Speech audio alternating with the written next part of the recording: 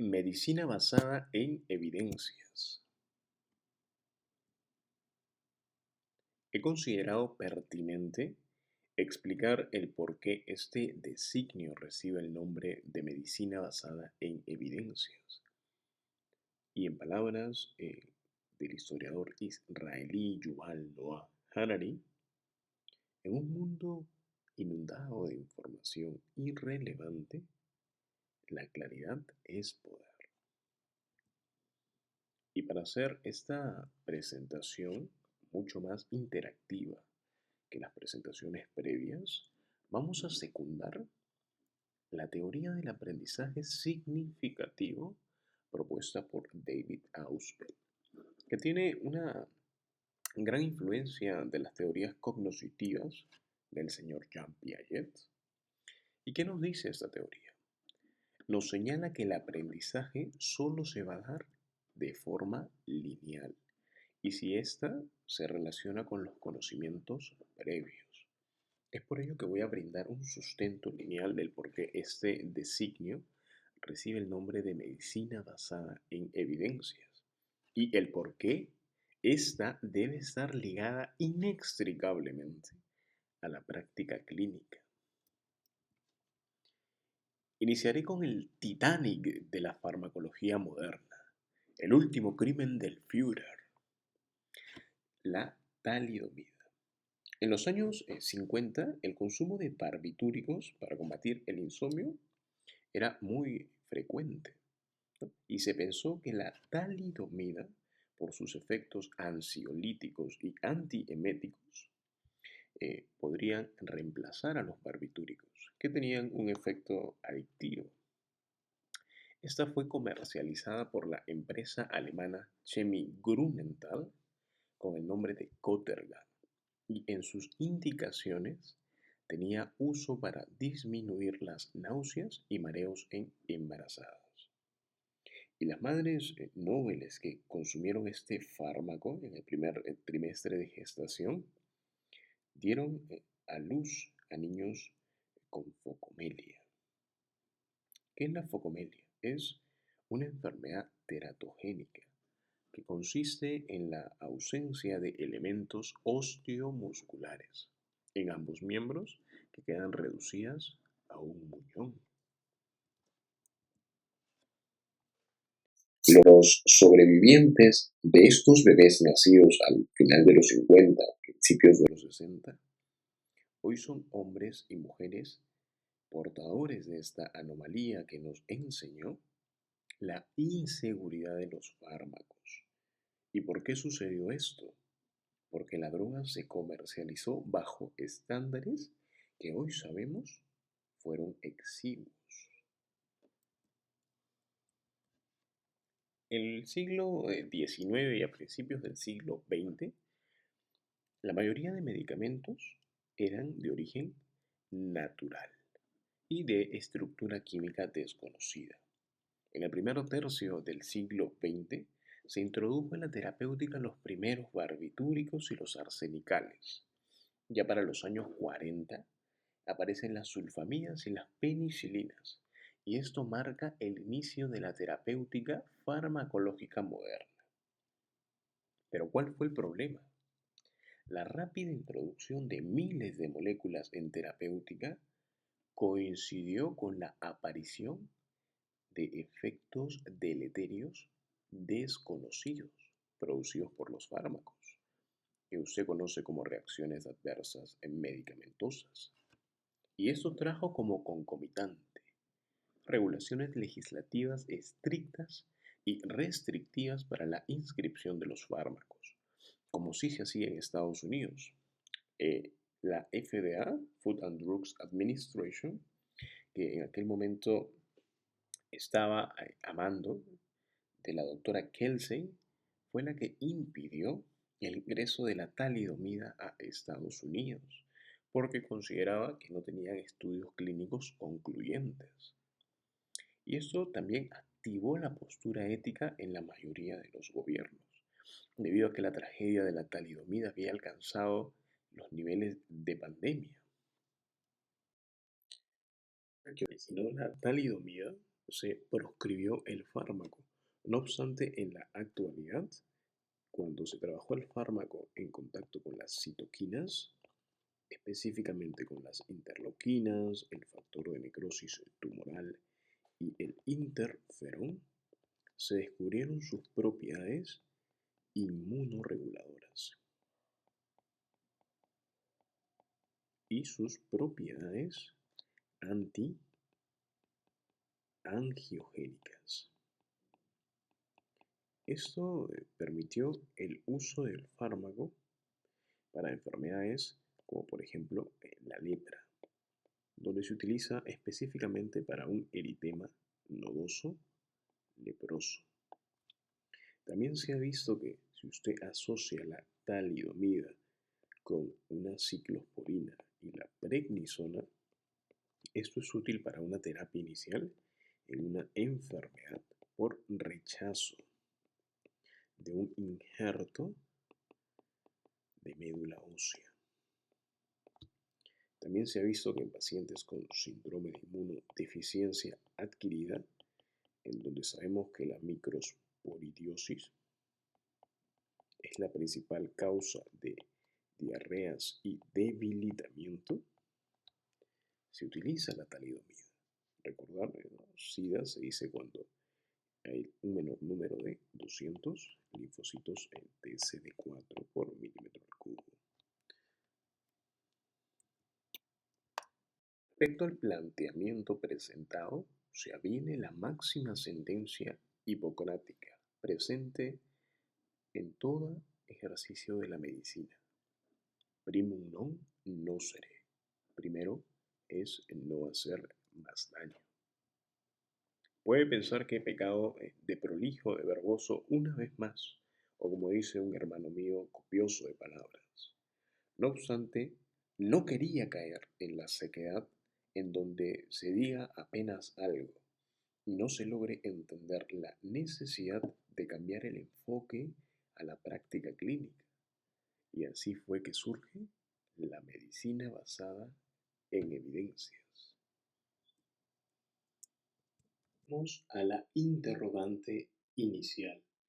¿Qué es la medicina basada en evidencias? Este es un enfoque de la práctica clínica ligada inextricablemente a la evidencia, introducido por Gordon Guyatt en el año de 1991 tras la tragedia que resultó la talidomida. Y aquí es donde nos detenemos para poder examinar los tratamientos y asegurarnos que realmente sean eficaces, beneficiosos. Fue una revolución para la toma de decisiones y se ha convertido, según sus difusores, en el nuevo paradigma de la medicina mundial, siendo un modelo de enseñanza y práctica clínica. Ahora, los que me están escuchando y sobre todo me están entendiendo, van a preguntarme inevitablemente qué es un paradigma. Eso se puede responder de manera muy sencilla.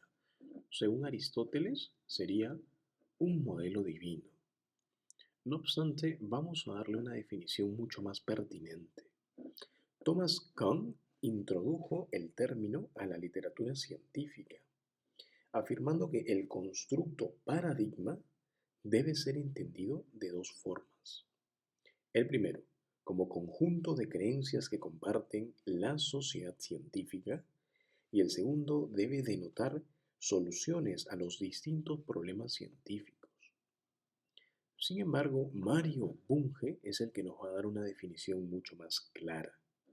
Para él, un paradigma es un cuerpo de conocimientos unidos a una hipótesis central, una problemática y una metódica. Y ahí usted extrapola que la medicina basada en evidencias cumple todos los requisitos para ser un paradigma. Y esta va a integrar tres puntos. La ciencia, a través de un uso juicioso de la mejor evidencia posible. Y ahí se incorpora el aspecto epistemológico a la práctica clínica, la cual exige el desarrollo de habilidades. Por ejemplo, Un médico que adopte este enfoque se propugna debe saber leer, para que cuando haga una búsqueda exhaustiva de información pueda hacer una lectura crítica de los artículos científicos. El segundo punto es la experiencia clínica y el tercero es el respeto de los valores y preferencias de los pacientes en la toma de decisiones.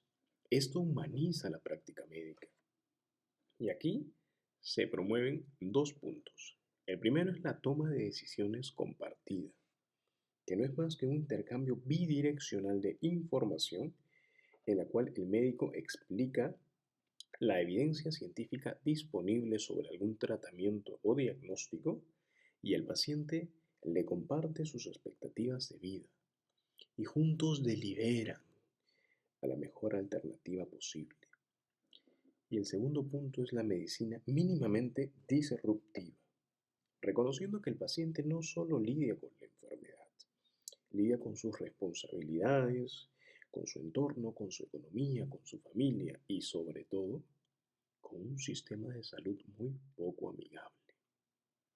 Ambos puntos van a exigir una relación empática que debe darse en un lugar adecuado. Y saliéndome un poco del punto, quiero aclarar que en el Perú el sistema de salud resulta particularmente oneroso en términos de desgaste de tiempo. Sí, el paciente debe soportar tiempos prolongados para llegar al hospital, para sacar una cita o para realizar un trámite impuesto por la ineficiencia y la burocracia del sistema.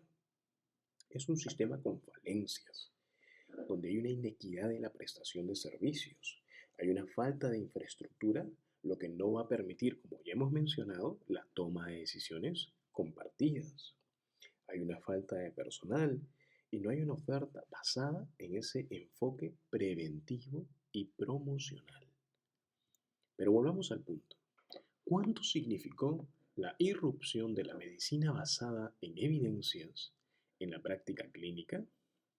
Esto realzó la relación médico, que ya hemos explicado el significado en un video anterior, con la investigación.